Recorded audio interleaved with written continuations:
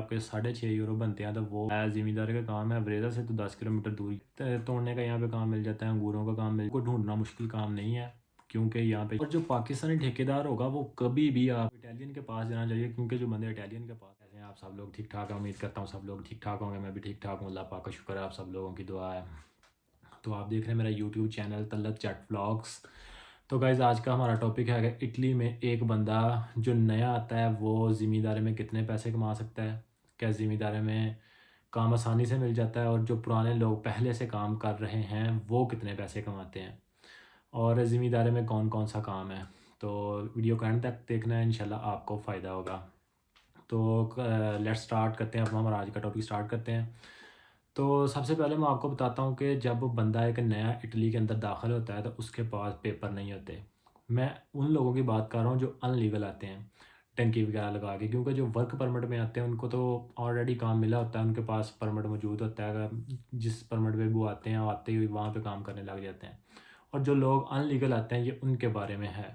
जिन लोगों के पास पेपर नहीं होते उनको भी कोई परेशानी नहीं होती, आसानी से ज़िम्मेदारी का काम मिल जाता है, क्योंकि वहाँ पे ना तो कोई इतनी चेकिंग होती है, ना कोई पूछने वाला होता है, और ज़िम्मेदारी का काम आसानी से मिल जाता है।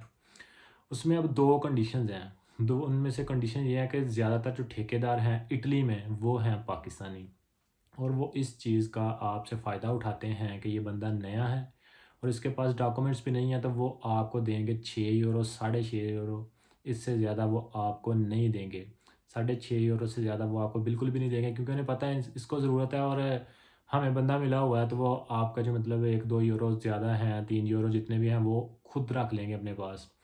तो आप ज़्यादा से ज़्यादा ज़िम्मेदारी में काम कर सकते हैं 10 घंटे, क्योंकि फिर सर्दी भी होती है और सर्दी में ज़्यादा ज़िम्मेदारी का काम होता है। यहाँ पे आपको मैं बताता चलूँ कि ज़िम्मेदारी का ज़्यादातर काम है कौन सा। यहाँ पे ज़्यादातर ज़िम्मेदारी का काम है, माल्टे तोड़ने का काम है, ज़ैतून का काम है, सेब का काम है। उसके बाद यहाँ पे है काम अंगूर तोड़ने का, अंगूरों की कटाई है, फूल तोड़ने का काम है। ये कुछ ऐसे काम है जो जो यहाँ पे चलते रहते हैं। तो ये थे यहाँ पे काम। अब मैं आपको बताता हूँ कि 1 घंटे के जो पैसे मिलते हैं पाकिस्तानी जो देते हैं वो देते हैं 6.5 यूरो। लेकिन अगर आप किसी इटालियन के पास काम करते हैं, इटालियन आपका ठेकेदार है, तो वो आपको देगा 1 घंटे के 8 से 9 यूरो देगा।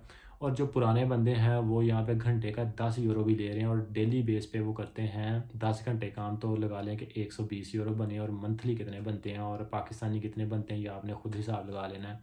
और जो नया बंदा आता है उसको अगर वो 6 यूरो दे रहा है या 6.5 यूरो दे रहा है, तो उसके डेली के अगर वो 10 घंटे काम करता है तो 60 या 65 यूरो बनेंगे। तो कितनी जो है वो हमारी जो इनकम है वो पाकिस्तानी हमारे भाई होने का एहसास नहीं करते और वो खाते हैं।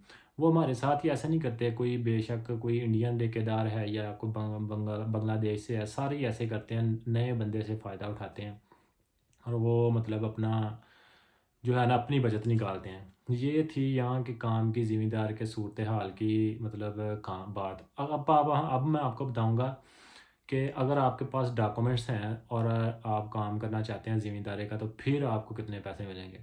अगर आपके पास डॉक्यूमेंट्स हैं, आप यहाँ पे 1 साल 2 साल हो गया और थोड़ा बहुत आपको ज़िम्मेदारी के काम का पता भी है, या आप पाकिस्तान से आते हैं तो आपको कुछ नॉलेज है, क्योंकि कुछ लोग होते हैं उन्होंने कोई काम नहीं किया होता, वो पैदा होते हैं, एंजॉय करते हैं, मौज मस्ती मारते हैं, और बस उन्हें शौक़ होता है कि हमने बाहर जाना है, और वो बाहर आ जाते हैं, फिर यहाँ पे आके खाते हैं धक्के।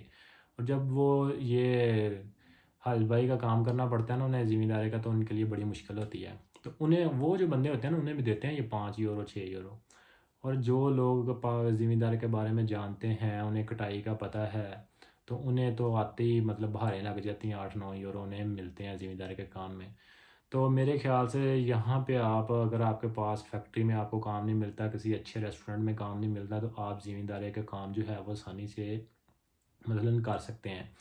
यहाँ पे ज़िम्मेदारी का जो ज़्यादा काम है वो ब्रेशिया में है काम। ब्रेशिया में काम ज़िम्मेदारी का भी है, और दूसरा डिलीवरी वगैरह का काम भी काफ़ी ज़्यादा है, और फैक्ट्री एरिया का काम भी ज़्यादा है। ब्रेशिया काम के लिहाज से बहुत अच्छा है, वहाँ पे जाएँ आपको ज़िम्मेदारी का काम मिल जाएगा। उसके अलावा ब्रेज़र से थोड़ा सा दूर है, सिटी से आपको थोड़ा सा तकरीबन कोई 8-10 किलोमीटर दूर जाना पड़ता है। यहाँ पे भी है, क्योंकि हम लोग यहाँ पे रहते हैं इसलिए हमें यहाँ के माहौल का और यहाँ की ज़मीनें और जो जो यहाँ पे काम है सब कामों का ही पता है बड़े अच्छे तरीके से।